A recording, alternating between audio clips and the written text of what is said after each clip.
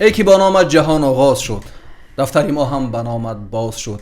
دفتری که از نام تو زیور گرفت، کاری آن از چرخ بالاتر گرفت. با نام یاد خدای مهربان سلام. برنامه نوبتی کتابخانه است و مهمان امروز در برنامه یعقوب برنامه خوش آمدید و تشکر که دعوت را پذیرفتید.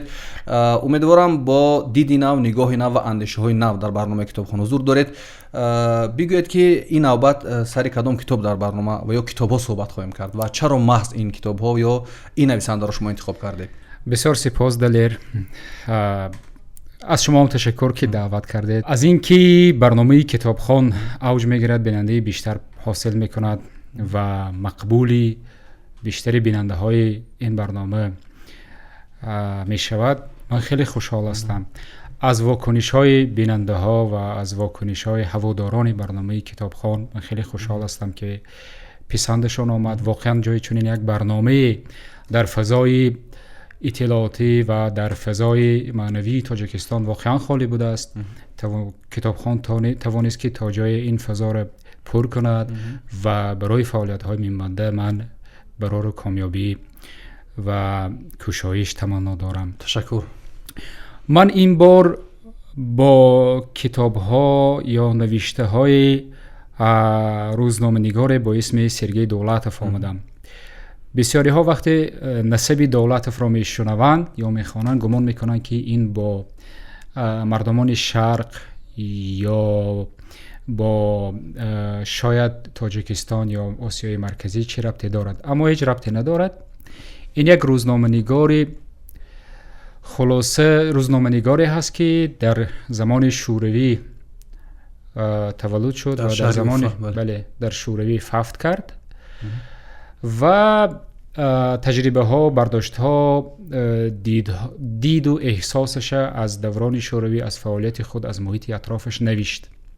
با همین کتاب ها من آمدم میخواهم معرفی کنم و در ادامه برنامه ما مشکافی میکنیم که چه نوشته است، چه گفته است.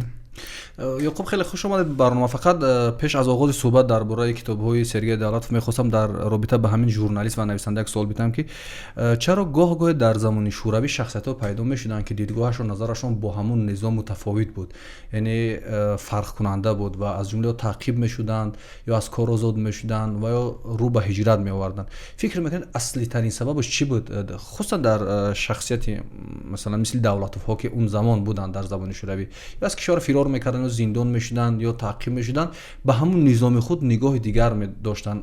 به اندیشه شما سرچشمش از کجا بود؟ یعنی چرا مثل همه نمیشدند؟ خب بس ببینید، در هر نظام سرکوبگر، هر نظام تتلیتری، افتریتری که میخواهن همه یک گونه باشد، میخواهن همه یک گونه فکر کند، همه رسانه ها یک گونه باشند، همه شخصیت ها مثل هم باشند، هر چیزی که رژیم میخواهد همون گونه باشند، حالتهای استثنایی هم سر میزند، حالتهای استثنایی هم پدید میآید، شخصیتهای استثنایی هم پدید میآید. این گونه شخصیت ها زایده همین گونه استثناء هستند، یعنی حالتهای استثنایی هستند. ولی اگر که شرایط دیگر باشد، محیط دیگر باشد، تعقیب ها نباشند، سنزور نباشد، شخصیت های مثل سرگئی دولتوف و اینا زیادتر میشن، دیگر اندیشا زیادتر میشن، ایجاد و کسب و کار و رونق بیشتر میشد، زیادتر میشد، محیط تنگ همین بوغی میکند. فقط حالت های استثنایی هست که شخصیت ها در چنین موردها و در چنین محیط ها پدیدار میآیند. یعنی منظور من است که اونا مثلا برخوردارشون به حادثه یا مثلا ادبیات خوانیشون است یا نمیدونم اخباری که با اونا میرسد، یا فقط این که میشینن از همون برخوردای جامعه که میبینن یا روندایی که میبینن عقلشون مثلا کار میکند که این چیز نادرست است، این سفید است، این سیاه است. یعنی همه این عاملا بوده میتونه در تشکل شخصیت مثلا سرگئی دولتوف. ببینید، پاسخ درست برای این سوال جا ندارد. یعنی پاسخ یگانه قطعی نیست، عامل ها گوناگون هستند. اینا چگونه دیدگاهشان متفاوت میشه، بروز میکند؟ یعنی در همون محیط مثلا خود دولتوف از شخصیت های دیگر یاد میکند که دیدگاه های تقریبا با دیدگاه های دولتوف همانند داشتند، شخصیت های مثل دولتوف بودند اما برون نمی آوردند، اما در مظهر عام اظهار نمی داشتند. خود دولتوف هم وقتی در رژیم شوروی بود، در حدود شوروی در روسیه بود، پرهیز میکرد، بسیار احتیاط میکرد. وقتی که به خارج رفت بعد دیدگاهاش و شد آشکار شد، بعد کتابهاش نشر شد، بعد محیطی که در اونجا زندگی میکرد روشن‌تر آشکارتر انتقاد کرد. یعنی خلاصه این از کسایی که میفهمیدن گپ در چی است، وضعیت در کدام احوال هست زیاد بودن اما آشکار نمیکردند. خلاصه با وجود همه سرکوب ها بودن کسایی که میفهمیدن چی میگذره، میفهمیدن که اقدام ها نادرست است، میفهمیدن که تصمیم ها نادرست است، میفهمیدن سرکوب ها نادرست است، میفهمیدن محیط پر از دروغ است اما گفتن نمیتوانستند. ولی اینا جرأت میکردن گاه و ناگاه از برنامه ها، از دستور ها، از قانون ها، از تعقیب ها انتقاد میکردن. اینا انگشت شمار بودن کسایی که آشکار میکردن. وقتی که شما گفتید درباره کتاب سرگی دولت صحبت میکنم، من یک سری با زندگی نامش زدم و درباره ترجمه حالش و زندگیش کاراش خوندم. حتی سال 1975 از اتفاقی ژورنالیستانی کشوری SSR شوروی اخراج میشود، تعقیب میشود و چون که شما گفتید در خارج شروع میکند به نوشتن و این نمونه میتواند برای یک مهاجر، یک مهاجری اعتقادی یا یک مهاجری موقعدار میتواند برای ایجادیاتش، برای پهن و نشر دیدگاهاش یک درس باشد. همین سرگی دولتوف. خب بیا شروع میکنیم از کتابش. نخست کدام کتاب رو میخواهید به ما معرفی کنید و چرا؟ کجا این کتاب شما مثلا دقتتان را جلب کرد؟ سرگی دولتوف توسط تجربه های خود، سرگذشت خود و فعالیتش در نظام شوروی جامعه شوروی را برای ما معرفی کرده است. یک نوع اینها میتوانند کتاب‌های جامعه شناسی هم باشند درباره شوروی. یک روزنامه‌نگار دید و تجربه‌هاش در شکل قصه و سرگذشت‌های خود نقل کرده است. یعنی جامعه را در از دیدگاه خود و تجربه‌های خود نقل کرده است. خوب از همین گونه است. شما فرض مثال اگر که ما این کتاب چمدان یا جامدان رو بگیریم و مطالعه کنیم، کتاب بسیار جالب است ولی با سالهای زیاد روبرو می شویم. مثلا اشیاهایی که در داخل همین جامدان است و سرگی دولتوف درباره این اشیاها می نویسد. فرض کردیم که کمربند است، اینجا پای افزال است و یک بالاپوش است. درباره همونا نقل میکند که همین مالها به دست این، همین اشیاها به دست دولت چگونه رسیدند. بله. خب از کتاب بسیار جالب است ولی سالهای دیگر در برابر این پیدا می شود. چرا دولت این حکایه را در امریکا نوشت؟ چگونه این مالها به دست این آمدند؟ فرض کردیم چگونه دولت در ارتش زمانی که خدمت میکرد، خدمتی سربازی میکرد، محبوسا را، زندانی ها را پاسمانی میکرد. این سالها خلق میشوند. به همه این سالها ما اگر یکی پی هم این کتاب ها را خوانیم بعد پاسخ پیدا میکنیم. فرض مثال در اینجا حکایه هست که آغازش در این کتاب است، در مثلا مرش ادیناکخ یا راهپیمایی تنهاها. و اینجا هم حکایه های هست، سرگذشت های هست که دوامش یا آغازش در این کتاب است. و در رمسلا یا صنعت یا مثلا چی میشد رمسلا رو با تاجیکی درست‌تر ترجمه کردن؟ صنعت نوشتن. شاید همین گونه اگر که مشخص‌تر درباره این کتاب صحبت کنیم.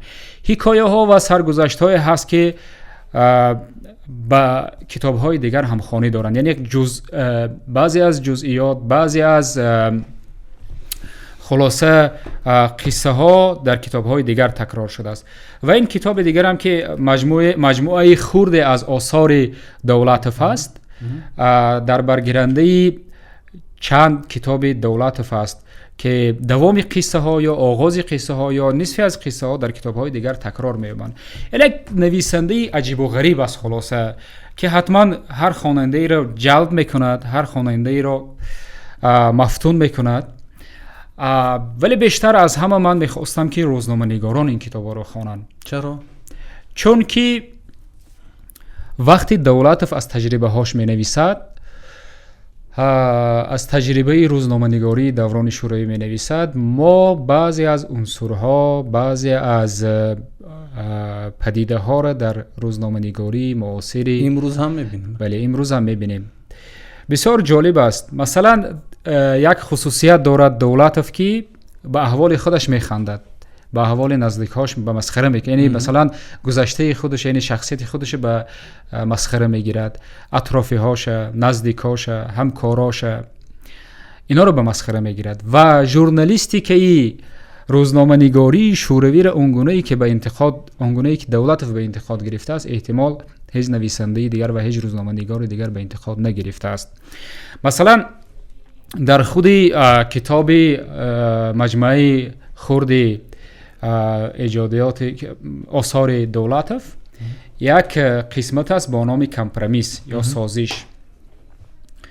اینجا درباره 10-12 حالت نقل میکند که چگونه وی از ردکس، یکی از نوشته های معروف است در روی خط وقتی کتاب های دولت ما جستجو کردیم، همین کمپرمیس که از جوه اول نقش اول داره در نوشته های سرگی دولتوف، هم کمپرمیس.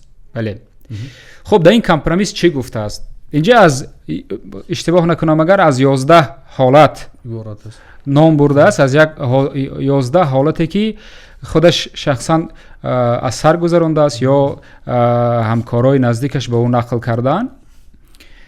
وقتی ریداکسیا سفارش میتید، خبری نویسد یا گزارش نویسد، در ابتدای این کمپرمیس ها خود متن گزارش یا خبر آورده است، بعد پشت صحنه ایجاد همین خبر یا گزارش نقل کرده است که چگونه اونجا مثلا دروغ بود، دستکاری بود، چگونه تحریف آمار بود، چگونه صحنه سازی ها بود، چگونه قهرمان سازی ها بود، چگونه انتخاب قهرمان ها بود، چگونه دستکاری حالت و صحنه ها و رویدادها بود.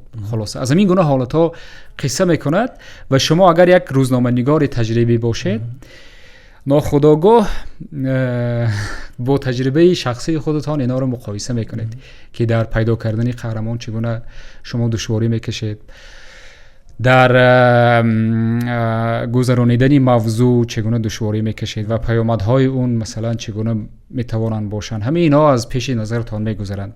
اگر اجازه دهید من یکی از کمپرمیس ها رو نقل کنم برای شما. مرحمت. ولی این به این معنی نیست که تنها روزنامه‌نگارا باید این کتاب خوانند. عموما کسایی که به دوره عمومی وسیع خوانندگان پیش میشه، کسانی که شوروی را درست نمیدانند یا نشناختند، تا حالا مفتون شوروی هستند، بسیار کتاب ها، بسیار اثرهای عبرت بخش و کتاب هایی هستند که چشمی کسایی که مفتون شوروی هستند میکشاید، از دید دیگر به شوروی نگاه میکنند. یعنی یک جامعه‌ای که سراپا دروغ است چگونه میتواند نمونوی باشد، چگونه میتواند آرمانی باشد. از میان روشنفکران تاجیک هم کسی در سالهای آخر 80 گفته بود که یک جامعه‌ای که آمارش دروغ است، ادبیاتش دروغ است، فیلمش دروغ است، خلاصه دیگر جنبه‌هاش دروغ است، چگونه میتواند انسان‌ها را راستی آزماید. ریداکسیا یا که اداره‌ای که دولت اونجا کار میکند، به دولت دستور میتین که به دهه میرید و درباره گاوجوش گزارش تهیه میکنید. دولت همراه یک عکسبردار اداره میروند و چگونه مسئولان حزبی اون ناحیه روزنامه‌نگارا را پیشواز میگیرند، برایشان همه شرایط مهیا میکنند، مهیا میسازند و روز دیگر نزد قهرمان میبرند. قهرمان یک گاوجوش فرمه گاوپروری است، فرمه گاوپروری، و یک زنی که است که از دنیا بیخبر. خلاصه اونا گفتن که مهیا شو، آماده شو، فردا نزد روزنامه‌نگارا میبیاید و با تو صحبت میکنن. و این زن هم آماده میشود، میبیاید، روزنامه‌نگارا میبیاین، از او سوال میکنن، اصلا حال و هواش نیست، چیزی نمیدوند که برای چی اینا آمدن. خب خلاصه به همین اینا یک عکس میگیرن و روزنامه‌نگار با عکس بردار میگردن میبیاین و باید که گزارش نویسن. این گونه است که گویا که این فرمه گاوپروری هر ماه چند هزار تن شیر گویا که به جمهوری، به ریسپوبلیکا میسپارد. یک فرمه نمونوی است و روزنامه‌نگارا باید دربارش نویسند، در حالی که چنین نیست. گویا که اینا خبر می نویسند که ما با رفیق برژنف سپاسگزاری میکنیم، تحت هدایت های پارتی و حکومت ما تحت هدایت ها ما فعالیت داریم، ما اینقدر شیر استحصال میکنیم. خلاصه حالا اینا باید که اکنون این خبر نویسند، در روزنامه نشر شود، بعد از اون طرف از دستگاه برژنف باید پاسخ بیاد که ما تشکر میکنیم از تلاش های شما، از جانسپاری های شما برای رشد کشور، برای رشد مثلا نظام شوروی سپاسگزاری میکنیم. حالا روزنامه نگارا خبر ننوشته، برژنف پاسخ میدهد. خبر ننوشته و نشر نشده، گویا که از دستگاه مرکزی حزب کمونیستی شوروی پاسخ میآید که ما با گاوجوش لینده سپاسگزاری میکنیم. بعد دولت میپرسد که چگونه شد، ولی ما از خود رهبری حزب ناحیه میپرسد که چگونه شد که این پاسخ پیش از نشر خبر آمد. رهبری ناحیه پاسخ میدهد که معلوم شد که در مسکو از ما دیده زودتر کار میکنن. یعنی همه این ساخته، دروغ بافته، نه روحی برژنف از این خبردار است که در کالخاز فلان گاوجوشی هست و با برژنف نامه نوشته است. این صحنه سازی ها، ساختکاری ها، آماره های بر دروغ، همه این کارا بودن که عاقبت به پشتخوری شوروی به این آورد. یعنی هرچند که دولت خودش اقرار است که در پهنسازی همین دروغ ها دست داشت، اما بازم با دید انتقاد، با مسخره و رشخند به این حادثه ها می‌نگرد. جالبش این است که هم سالهای 75 یا تا 78 که اوج همه شوروی بود و این همه تعریف و توصیف ها، در عین زمان ترک میکند شوروی رو دولت و میرود به امریکا. دولت تو رفتن به امریکا هم اندیشه‌اش رو میگفت در شوروی که مورد تعقیب قرار گرفت و ترک کرد کشور که اون وقت هیچ کتابی ننوشته بود در شوروی. ببینید اگر مختصر ما رجوع کنیم، یعنی برای چی من مثلا این قدر از اثرهای دولت دارم بسیار میخوام، بعضی از این کتابا رو من بار به تکرار خواندم، در بعضی از صحبت ها با دوستا من از دولت نقل قول میکنم. چرا؟ من بار اول چند سال پیشتر بود، همین کمپرمیسی که حالا نقل کردم همین خواندم، من بسیار مفتونی نوشته های دولت شدم.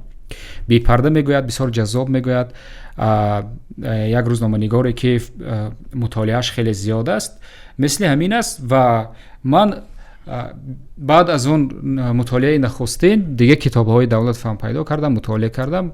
خلاصه تا کنون در سراغ کتاب‌های دولت هستم. خب دولتوف در سال 1941 تولد شد، در زمانی که جنگ بود در شوروی.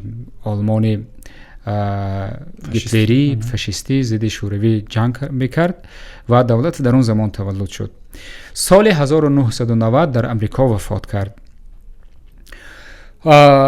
خلاصه دولتوف بعد در سینی که نوجوان بود به نوشتن داستانها و شعرها شروع کرد و دانشگاه هم همگی 1.5 سال تحصیل کرد یا نه ترک کرد. بله، به دلیل اشتراک نکردن در درس ها ترک کرد، ولی مطالعه را ترک نکرد، پیوسته مطالعه میکرد. یک ذهن فوق العاده ای دارد که همه خوانده ها مطالعه کردش مثلا حفظ میکند.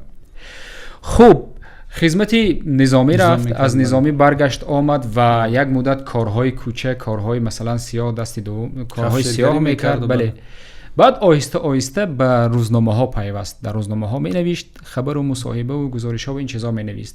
اما در محیط ادبی هم وارد شد، در صحبت نویسنده ها می نشست، در صحبت منقدان می نشست و خودش هم حکایه می نوشت. مثلا همین داستان زانه یا زندانه در زمانی که در شوروی بود نوشته بود.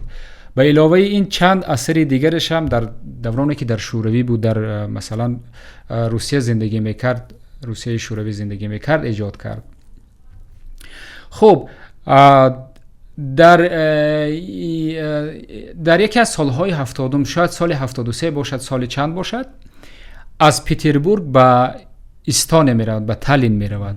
یک مدت در تالین زندگی میکند. در گزیته حزبی تالین فعالیت میکند و چندی از خاطراتش و چندی از اثرهایش مربوط به تجربه فعالیت در تالین است. از تالین برمیگردد و سال 79 شوروی را ترک میکند.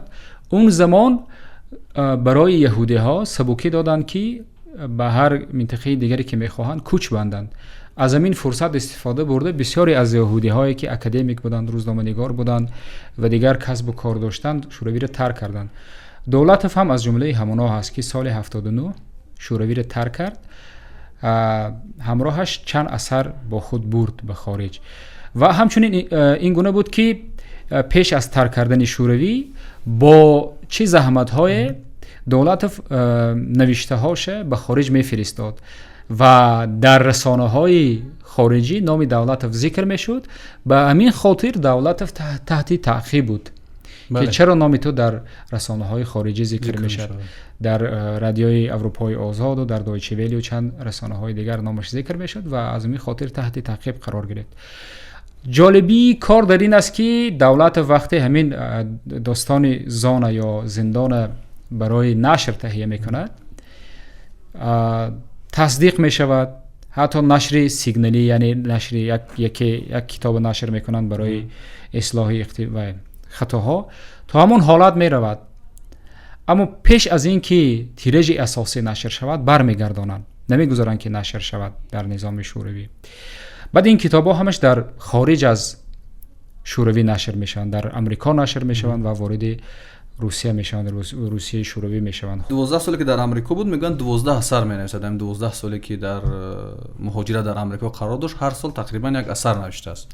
در ترجمه حالش میاد و عجیبی کار این است که میگن بسیار از مریضدگی رنج میبرد، یعنی خودش به خودش، من یک فیلم در بارش تماشا کردم، اونقدر خودش رو دوست نمی‌داشت، از یک آدم بسیار آرام طبیعت بود است و تعجب آور یک چیز دیگر است که 49 سال زندگی کردن، میگه 49 سال و گوییم که تقریبا جوان رفت از دنیا، ولی آثار از خود باقی گذاشت که امروز در بیشتر از کشورها سرش اندیشه است. چرا در تاجیکستان معرفت پیدا نکرد این کتابا و فکر شما تبلیغ نداشت یا خواننده نداشت یا چی بود این کتابا؟ و امروز هم در فروشگاه‌های ما، من پیشکی با تماشابین برنامه کتابخوان بگویم که شاید بعداً این وارد تاجیکستان میشود، ولی امروز در فروشگاه‌های کتاب تاجیکستان من یک سری زدم کتاب‌های سرگئی دولتوف نیست.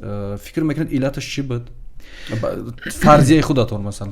درست میگید. من همه این کتاب‌هایی که خریدم از خارج از تاجیکستان خریدم. مثلا این کتاب در یکی از سفرهایی که شاید در یگام کنفرانس است، نشست‌های ژورنالیستی است، در بیشکک از بیشکک خریدم و دیگه کتابا هم همچنین از کشورهای دیگر خریدم. در شهر دوشنبه پیدا کردن دشوار است. برای من تعجب آور است که چرا مشهور نیست، چرا معمول نیست. شاید یک سببش این بود که تبلیغ نشده است. شاید یک سببش این بود که این به خود روسیه دیرتر آمد، در زمان شوروی نه آمد، اثرهای دولت یعنی معروف نشد در زمان مثلا زندگیش. شاید همین باشد. یک چیز دیگه هم است که بخشش در پیش خونتون بعد از پشتخوری شورای قریب سال نیست که به نام دولت یک خانه موزه و یک کوچه و یک خیابان و یک اردن، بعدا تقریبا من دیدم هر سال به نامش یک چیز کردند، یعنی در جامعه روسیه هم کم و بیش خیلی مطرح شد. اگر امروز یک تصمیم میشود که به تاجیکی نشر کنند، شما فکر میکنید جالب ترین اثرش کدام اثر در زبان تاجیک شود و پیشکش عمومی خوانندگان ما شود؟ اگر فکر داشته باشه. طور من گفتم مثلا این کتاب‌های دولت تقریبا همش به همدیگر پیوند هستند. یک پیوندی دارند. شما یک کتاب اینه برگردان میکنید برای خواننده تاجیک پیشنهاد میکنید، وظیفه‌دار میشوید که دیگراش هم ترجمه کنید، زیرا که بدون مثلا خواندن آثار کامل دولت شما نمیفهمید که این مرد خدا چی نوشته است. اینجا یعقوب بالای هر کتاب یعنی رقم 18 پلوس داده است، یعنی چیزهایی دارد که از 18 پایین باید این چیزها رو نخونم. برای من خیلی جالب که در هر کتابش معمولا 16 میزنن، 14 میزنن، 12 و اینجا از 18 بالا توصیه شده است. برای چی؟ این بسیار بی پرده صحبت کرده است، آشکارا صحبت کرده است، جای حقارت هست و همین خاطر رقم 18 یعنی در همه کتاباش یک چنین شونه است از 18 بالا، یعنی توصیه میشه که از 18 سال بالا این کتاب رو مطالعه کنن. بله. با همین خاطر است که بسیار بی پرده صحبت کرده است.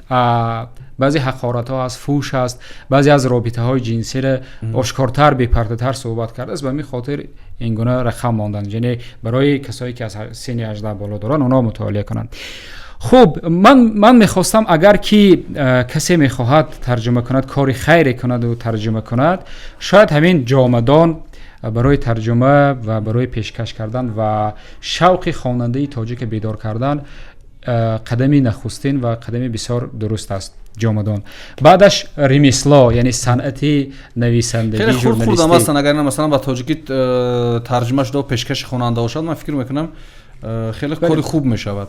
ببینید یعقوب، وقتی که یک روزنامه‌نگار میخواد دست به نویسندگی بزند، معمولا ژورنالیست‌ها بسیارتر با فکت و رقم و دلیل کار میکنن، چون خودتون که تحقیق میکنید بیشتر با فکت و دلیل ها. مثلا در همین نوشته‌های دولتوف همین خشکی احساس نمیشود؟ مثلا ابرازها یا که بدیهیاتش هم خیلی قوی است از نظر مثلا جلب خواننده. مثلا خیلی نویسنده است که وقتی کتابش میگیری روی دست دیگر تا آخر صفحه را میخوای که نمونی، ولی معمولا ایشان ژورنالیست بودند. اینجا دلیل ها بیشتر قوی ترن یا بدیهیات؟ کدامش به فکر شما؟ اینجا بدیهیات زیاد است. جالبی دولت هم همین است، یعنی با آب و رنگ می نویسد که شما دلگرم می شوید، شما چشم از این کتاب برداشته نمی توانید.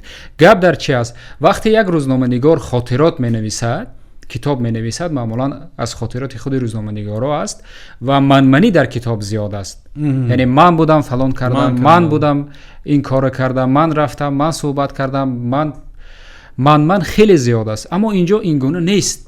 اینجا گاهی میشد که فکت و دلیل های رو درباره خود یا حادثه های رو درباره خودش میگوید که کسی که مثلا نمیخواد آبروش از دست رود پنهان میکند اون فکت ها را. مثلا در همین کتاب جامدان از دزدی پای افضال نقل میکند.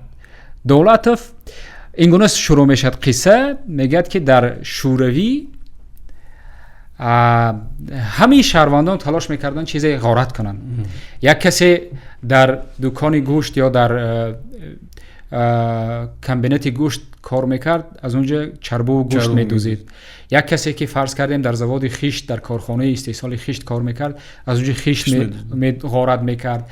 میگد من یک دوستم میشناسم که از کارخانه استحصال رنگ یعنی کراسک رنگ میدوزد.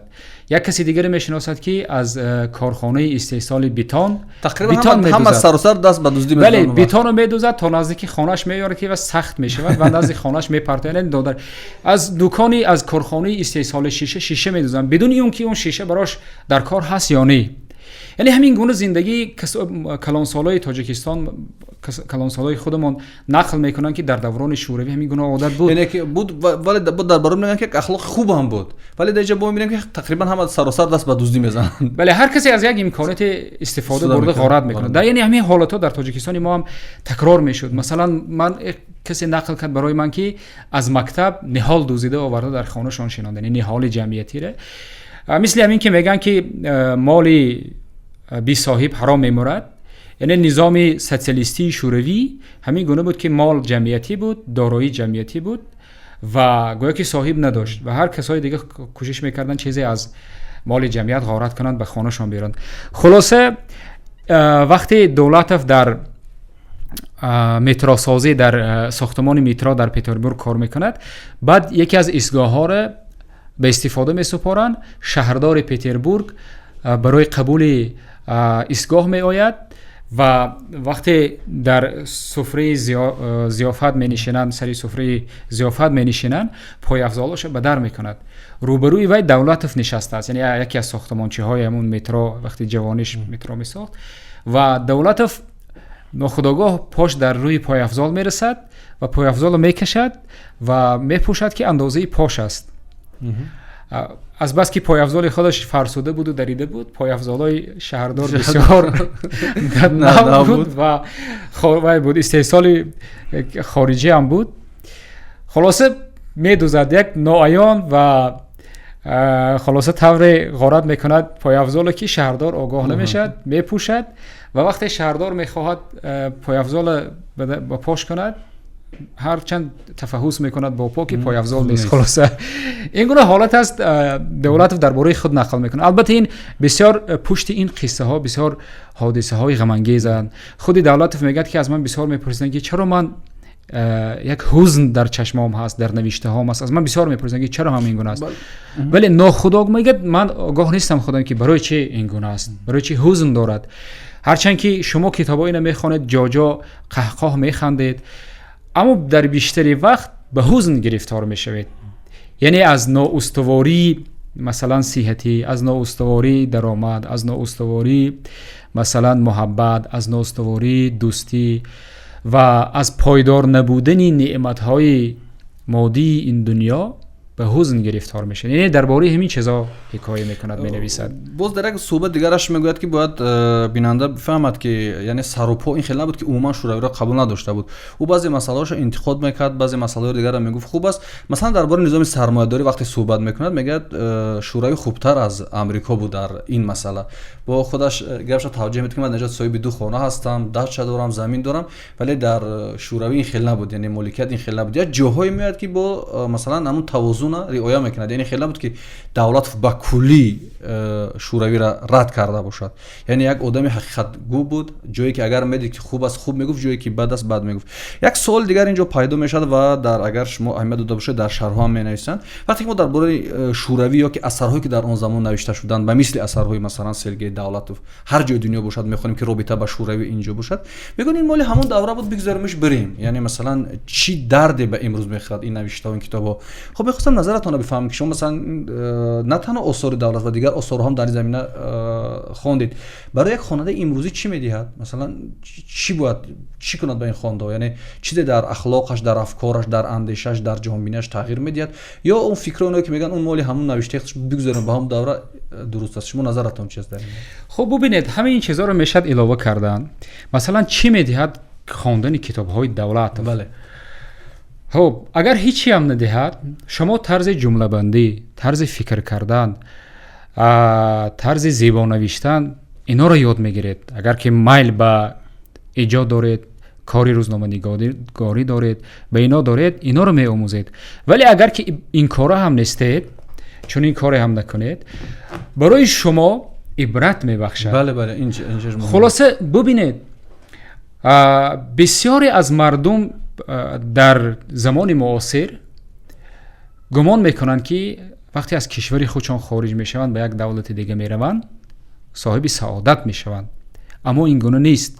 دولتوف میگوید که در امریکا آمدن بسیاری از اکادمیک های شوروی آمدن تکثیرانی میکنن، آمدن کار سیاه میکنن، بله درآمد دارن، زندگی مادی خوب دارن، اما اون اکادمیک، اون نویسنده، اون روزنامه نگار و اون شخصیتی که در وطن خودشان بودن اون گونه نیستن.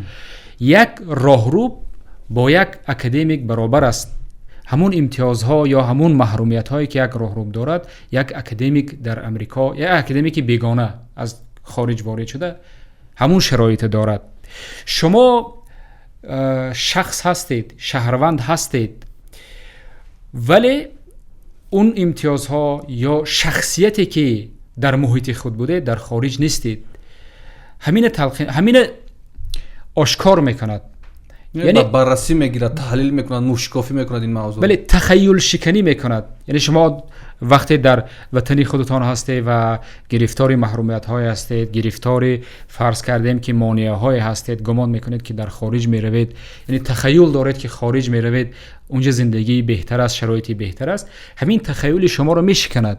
ممکن است که صاحب مادیات شوید، ممکن است که صاحب خانه شوید، ممکن است که صاحب سر و لباس زیباتر، پاکیزه تر شوید، اما اون کسی نیستی که در محیط خودتان بودید، احترامی که در محیط خودتان داشتید، وزنی که در محیط خودتان داشتید و برداشت و احساساتی که در محیط خودتان داشتید، اونگونه شخصیت نیستید. اینا رو از دست میدید. بعضی نفران در عصر امروز هم که تعقیب میشوند، فشار بالاشان است یا که در یک لحظه زندگی ناامید میشوند، خب صاحب اندیشن، صاحب نظرند، زندگی سرگئی دولتوف میتونه همچون نمونه، حتی نظر میشه یک نمونه عملی براشون خدمت کنه که یک انسان در یک ماشین شوروی که به این حالت دوچار میشه، دوچار تعقیب و از وطن فرار میکند و نمیرود، یک کنج ناامیدی نمیافتد، گرچند اون بسیار مشکلی را از سر میگذاره، حتی رو به مایزدگی میورد و خیلی حالات دیگری که خودش نقل میکند، میتواند در این حالت از این بنبست ها برآید، نه تنها برآمدن زندگیش را خوب کرد، حتی یک نام جاودانگی برای خودش کسب کند که در 12 سال هجرت در آمریکا اون فقط یک مهاجر عادی رهرو نشد،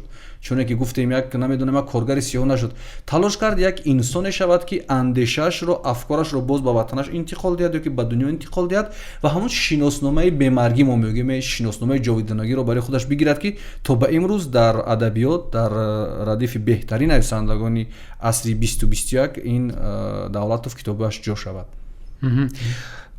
این زمینه را دولت در زمان نورسی و نوجوانیش در شوروی گذاشته بود، یعنی پیوسته می نوشت با وجود اینکه از چاپخانه ها، از ناشران، بله اینش مهم است خیلی. بله از ناشران پاسخی رد می گرفت، می نوشت. یک کتاب نوشت نشر نشد، کتاب دوم نوشت، کتاب سوم نوشت، چهارم نوشت. وقتی که به امریکا کوچید و از یکی از چاپخانه ها، یکی از ناشران، یکی از ترجمان ها مراجعت کرد، گفت که من اثر شما رو ترجمه میکنم، با انگلیسی ترجمه میکنم و نشر میکنم.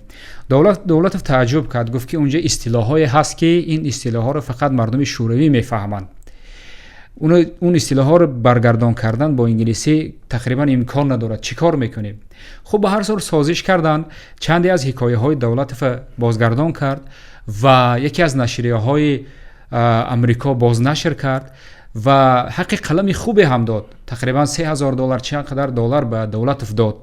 از اینجا بود که دولت دلگرم شد و به ایجاد کتاب‌های دیگر، به نوشتن خاطرات دیگرش پرداخت. این گونه بود. ولی شما اگر فرض کردیم یکی از این کتاب‌ها رو میخوانید و خودش بسیار تنبل، مثلا من این راهپیمایی یا مثلا نمیدونم چی ترجمه درست ترجمه کردن، راهپیمایی تنهاها اگر همین گونه مختصر ترجمه کنیم، اینجا از تنبلی خودش شکایت میکند. اما شما میآید در این صنعت، در کتاب صنعت اینجا میآید میبینید که نه، مثلا با طوری مسخره آمیز یا که به ریش خودش میخندد، به احوال خودش میخندد، اینجا که بسیار تنبل است. اینجا میگوید که این گونه نبوده است، پیوسته ایجاد میکرده است، همیشه در فکری کاری بوده است، در فکری پیدا کردن شغلی بوده است. در خود امریکا میرند با دوستان دیگرش نشریه تأسیس میتیند. نشریه همگی نیم سال است یا یک سال فعالیت میکند، بیناشان میسوزد، آتش میگیرد. بعد معلوم میشد که یکی از همکاراشان سیگار میکشد یا کدام چی دستگاه برقی دیگر روشن میماند، از این جهت آتش میگیرد. یک نشریه دیگه تأسیس میتیند، خلاصه در اونجا ایجاد میکند. بارسور یک کسی هست که پیوسته تلاش میکند، بالای میزدگی، بالای اینقدر حزن، نومیدی، دلسردی از دنیا، همون کاری که میدانست، باور داشت از عهده‌اش میبراید، باور داشت که به خوبی میتواند انجام دهد، همون کار پیوسته انجام میداد، پیوسته اجرا میکرد. یعنی نوشتن، همیشه حکایه مینویست، خاطرات مینوشت، برداشتاش مینوشت، دیدگاهاش مینوشت و بردش، پیروزیش، یعنی همون شناسنامه بیمارگی که کسب کرد، نتیجه فعالیت‌های دائمیش بود. با وجود مشکلات، با وجود خلاصه ناامیدی و حزنش، به کارش، به فعالیتش دوام داد و در نهایت بله. و واقعا اگر ما خواهیم که ساعت‌ها سر این نوشته‌های دولت و اگر صحبت کنیم باز وقت کمی میکند. یعنی چون که شما گفتید هر نفری که اگر با یک دید سالم، نگاه عبرت بخش خواهد بیاد چیزی از کتاب‌های دولت و نوشته‌های دولت، حتی زندگی خودی دولت بگیرد، من فکر میکنم به منفعت خواهد بود. اگر صحبت رو در برنامه کتابخوان جنبش کنیم و خلاصه کنیم، نسبت همین صحبت خودتون و بعد تماشاگران کتابخوان چی گفتنی هستید در آخر صحبت؟ ولی من امیدوار هستم که ما در آینده های نزدیک خلاصه کتاب های بیشتری را از دولت در تاجیکستان خواهیم دید و کتاب فروش های ما، کسانی که به تجارت کتاب مشغول هستند، این کتاب ها رو می آورند و خواننده تاجیک با دولت زیادتر شناس می شود و مخصوصا روزنامه‌نگاران ما که عبرت بخش هستند، این کتاب های دولت، نوشته های دولت با این آشنا می شوند و خلاصه یک شناسایی بیشتر، شناخت بیشتر از دولت در جامعه ما حاصل می شود. تشکر زیاد و بار دیگر تشکر که برنامه رو، دعوت ما رو پذیرفتید و برنامه حاضر شدید. گرچه که بسیار از بینندگان برنامه کتابخوان با ما می‌نویسند درباره شخصیت‌های گوناگون، افکار گوناگون، اندیشه و کتاب‌های گوناگون. من فکر می‌کنم که با منفعت ایشون هم خواهد بود. اونهایی که در مهاجرت قرار دارن می‌توانند از طریق اینترنت که هر یک تلفن موبیلی دارن یا دستگاه‌های کامپیوتری دارن وارد اینترنت شدن و جستجو دیدن سرگئی دولتوف هم دربارش من دیدم که در یوتیوب هم فیلم‌های زیاد نشر شده است، اندیشه‌ها زیاد نشر شده است و تحلیل زیاد هم هستند و می‌توانند برای خودشون یک دانش معنویات، یک جهانبینی دیگری پیدا کنند. و این برنامه کتابخوان بود با امید آنکه مردم عزیز تاجیکستان рӯ ба китоб, рӯ ба дониш, рӯ ба илм биёранд ва огоҳӣ бештар шавад дар ҷомеа. Инҷо барномаи китобхонаро ба анҷом мерасонем. То барномаҳои оянда дар ҳифзу паноҳи худо бошед. Худоҳофизи шумо.